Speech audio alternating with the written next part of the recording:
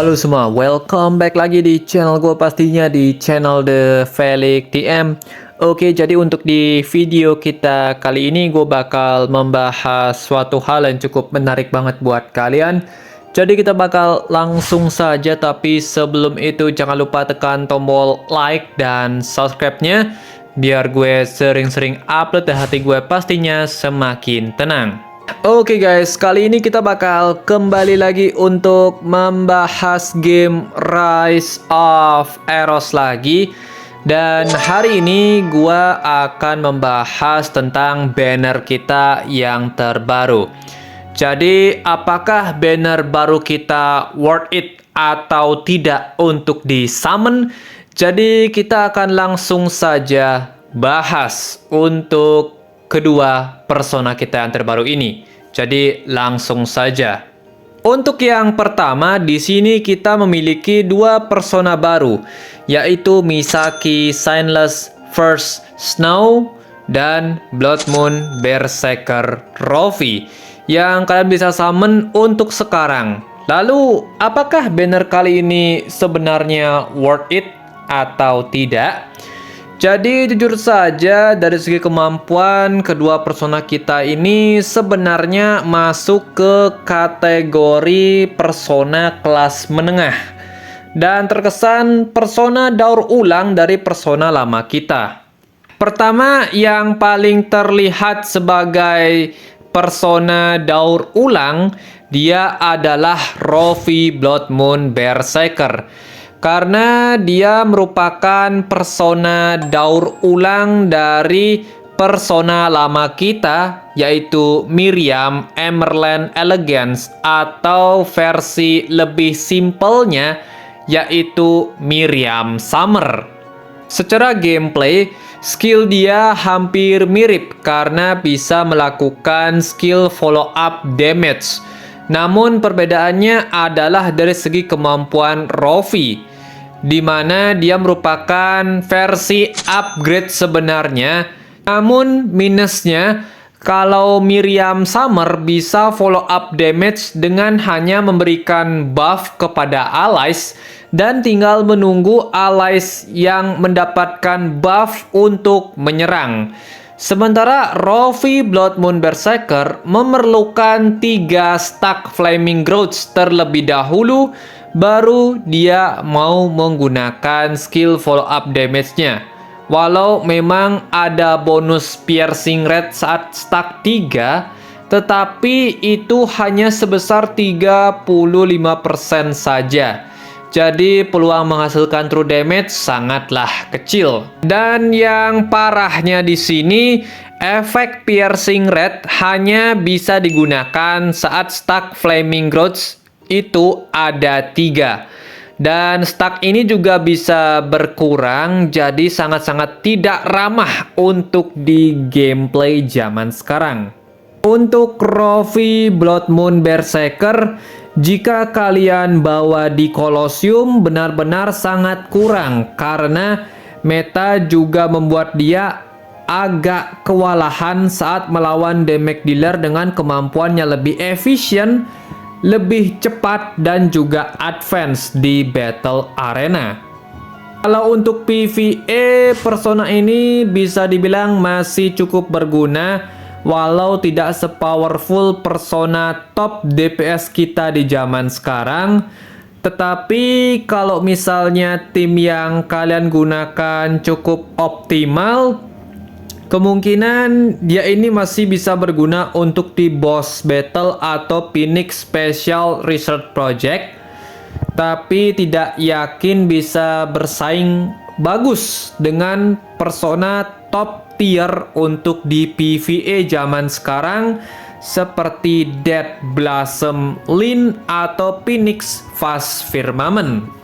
Sementara untuk Misaki Signless First Now atau singkatnya Misaki Wedding Dress, yang satu ini jujur bisa dibilang lebih mendingan di meta zaman sekarang, terutama untuk di PvE battle. Karena persona support satu ini memiliki kemampuan yang bisa memberikan booster damage yang masih sangat berguna. karena powernya mungkin masih bisa bersaing, namun persona ini diwajibkan memiliki boost 5 relik. Karena dengan relik ini dia mampu memberikan tambahan booster damage sebesar 40% saat sudah mentok levelnya.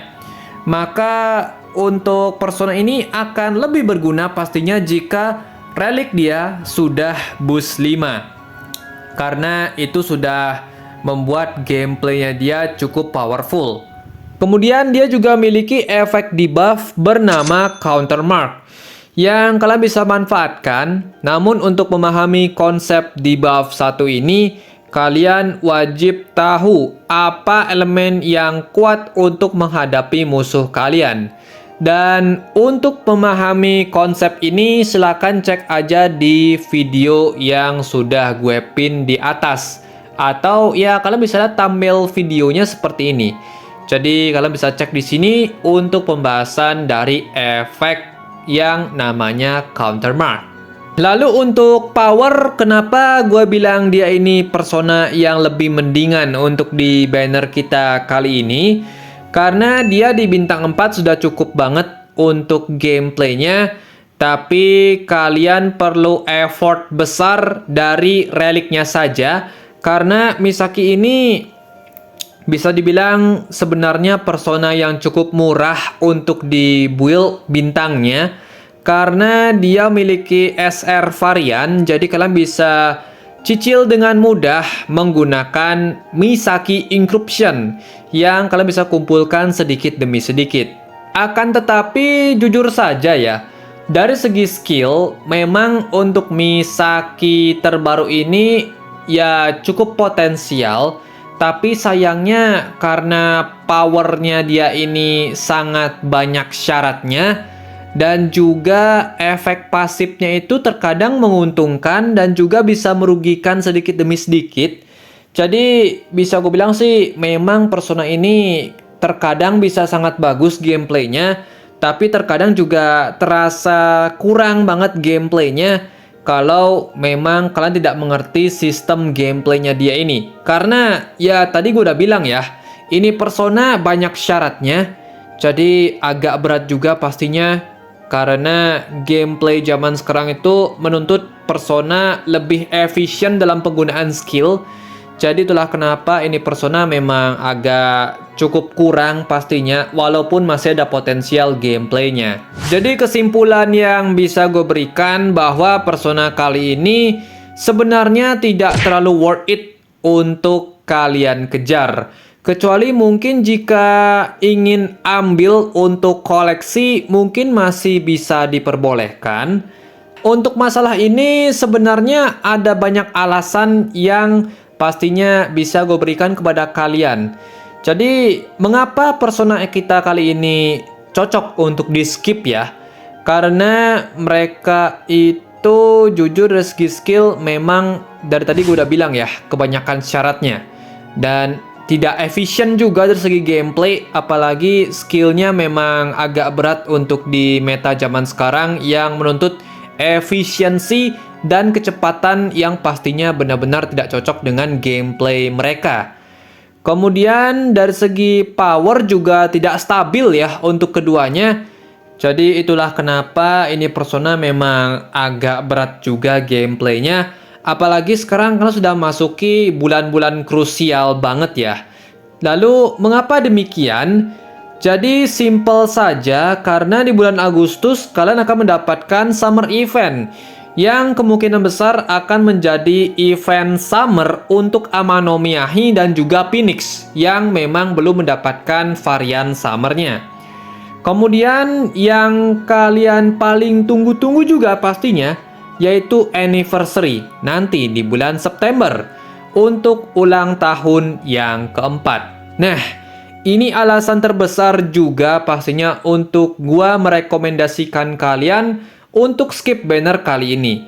Dan tujuannya udah pasti agar kalian bisa lebih mempersiapkan diri lebih matang dari sekarang, agar kalian tidak kecewa berat. Karena akan ada persona top di bulan September pastinya yang akan mampu meng-carry akun kalian selama hampir 1 tahun. Itulah kenapa ini diwajibkan untuk kalian mempersiapkan diri sematang-matangnya sebelum anniversary muncul nanti di bulan September. Jadi seperti itu. Oke, untuk video kita kali ini gua akhir saja ya untuk pembahasannya. Jadi kalau kalian misalnya masih ada pertanyaan segala macam, langsung saja di kolom komentar kita baku hantam di sana. Jadi thank you banget. See you on the next video guys. Goodbye. Dadah cuy.